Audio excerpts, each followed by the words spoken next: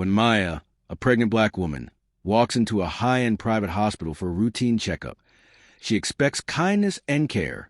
Instead, she's met with condescension and subtle racial jabs from a doctor who sees her skin color before her humanity. But when her husband walks in, a powerful man with a quiet fire in his eyes, everything changes. What happens next is a masterclass in dignity, justice, and unexpected redemption.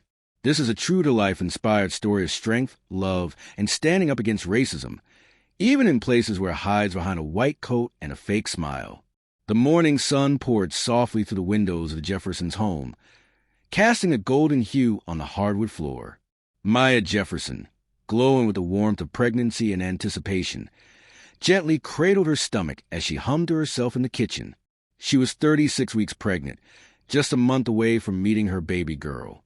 Her husband, Elijah Jefferson, a tech entrepreneur and co-founder of a billion-dollar cybersecurity firm, kissed her forehead as he grabbed a smoothie from the counter. He had a flight to Chicago for a last-minute investor meeting, but he'd be back by evening. "You'll be fine?" he asked, concern flashing in his deep brown eyes. Maya smiled. "It's just a checkup. Dr. Holloway said it'd be quick. Besides, the baby and I can handle anything." Famous last words. Maya arrived at Park Heights Medical Pavilion, an upscale clinic in a wealthy, predominantly white suburb just outside Atlanta. Elijah had insisted they get the best care, and this clinic came highly recommended, at least on paper. She walked in, holding her medical records and prenatal vitamins, dressed simply in a blue maternity sundress and white sneakers. The receptionist barely looked at her. "Name?" "Maya Jefferson. I have a 10 a.m. with Dr. Stephen Langston." The receptionist's voice was clipped. "Sit." Maya blinked. "No, please." "No, welcome." She took a seat in the plush waiting area, surrounded by women with designer handbags and silk scarves, some throwing curious glances her way. She waited and waited. 10 minutes past her appointment, then 20. At 10:37, a nurse finally called her in. Dr. Stephen Langston entered the room without knocking, flipping through her chart like it was beneath him. He didn't make eye contact. A white man in his late 50s. His presence carried a subtle arrogance disguised as professionalism. "So, Maya, first pregnancy?"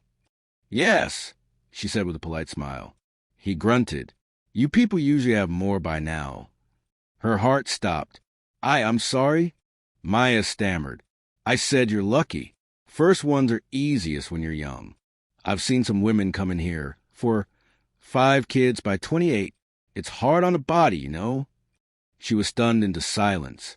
It wasn't just the words.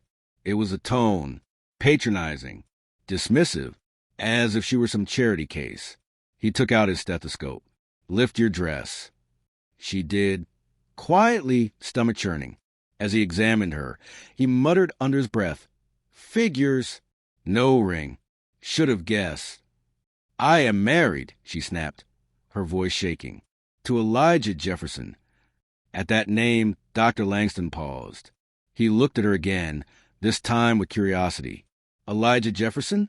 Of JX Cyber?" Maya nodded, holding his gaze. Suddenly, the doctor straightened up, his voice changing. "Too late. Maya, finish your checkup in silence." As she walked toward the exit, the receptionist who'd earlier ignored her now smiled uncomfortably. "Would you like some water while you wait for your ride, Mrs. Jefferson?" Maya didn't respond. She sat in the lobby, texting Elijah. He was already landing back in Atlanta. "Everything okay?" "Just get here." She stared at the floor, tears welling.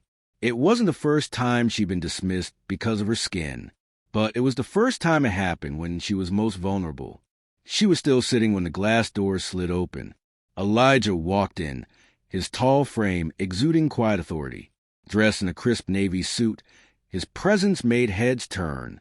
His eyes scanned the room until they found hers. She stood, and he wrapped her in a firm hug. Then he turned to the receptionist. "I need to speak with Dr. Langston." "Now." "Sir, do you have an appointment?" "I'm not asking for a consultation," Elijah said, voice level.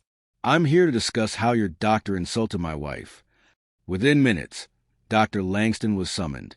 He walked in, wearing a fake smile that faltered when he saw Elijah. "Mr. Jefferson, I, wasn't aware that your wife—" "That she what?" Elijah said quietly. "Was human." Dr. Langston blanched.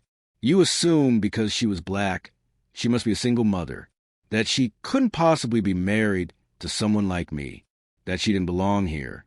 That's not, I didn't mean—" Elijah pulled out his phone and pressed play. The voice recorder app echoed Langston's earlier words. Every microaggression, every insult, even the "you people" line.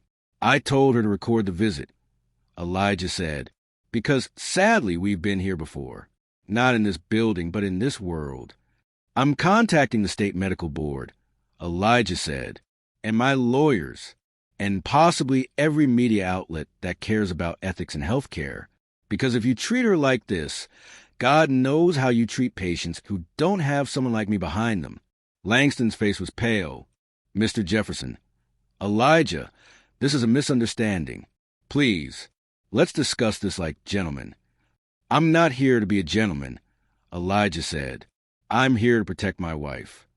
By that afternoon, the Board of Trustees at Park Heights Medical Pavilion had received a letter from Jefferson's legal team and a media inquiry from a popular investigative podcast. By the next day, Dr. Langston was on administrative leave. The story hit local news, then national. Texio exposes racist obstetrician trended on Twitter. Maya was invited to speak on morning shows, but declined. "I don't want fame," she said. "I want safety and dignity." Other women began sharing similar stories. Dismissed symptoms, ignored pain, racial assumptions. Maya became a quiet hero to thousands. And Elijah, though he hated the spotlight, became a symbol of how to stand up with strength, without violence, without rage. Just facts and love. 3 weeks later, Maya gave birth to a healthy baby girl. They named her Justice, because that's what she represented. And as Elijah held his daughter for the first time, he whispered, "No one will ever silence your mother, and no one will ever define you by your color. You were born into power, and we will make sure the world sees it." Racism wears many uniforms, police suits, and sometimes white lab coats. But silence, even polite silence, gives it permission to thrive. This story isn't just about calling it out. It's about confronting it with dignity, truth, and unity.